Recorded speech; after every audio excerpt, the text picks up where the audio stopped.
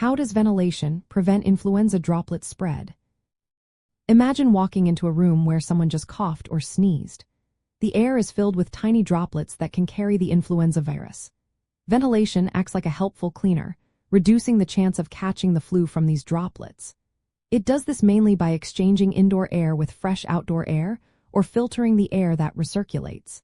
This process lowers the number of virus particles floating around, making it less likely that you will breathe in enough to get infected.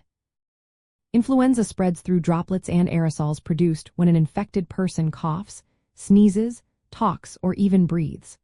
Larger droplets tend to fall quickly onto surfaces or the ground within about 1 to 2 meters, which is why physical distance helps. But smaller aerosol particles can stay suspended in the air for longer periods and travel farther.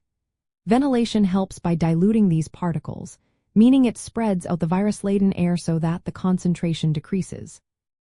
When the air is replaced or filtered regularly, fewer infectious particles remain in the space. One key way ventilation works is by increasing the number of air changes per hour. This means the air in a room is refreshed more often, which reduces the amount of virus particles in the air. Proper airflow direction is also important. Well-designed systems can direct airflow toward exhaust vents, carrying droplets away from people and out of the space. This helps prevent the buildup of infectious aerosols. Filtration is another crucial part. Ventilation systems with high-efficiency filters, like HEPA filters, can trap tiny particles, including influenza viruses, before they spread further. This is especially helpful in crowded places like schools or offices. Since influenza can spread through aerosols smaller than 5 micrometers, improving ventilation is especially effective at controlling this route of transmission.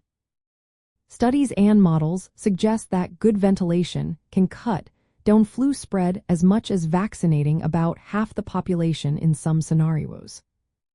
Practically, increasing ventilation is a low-cost, easy-to-implement strategy that works well alongside other measures like vaccination, hand washing, and surface cleaning.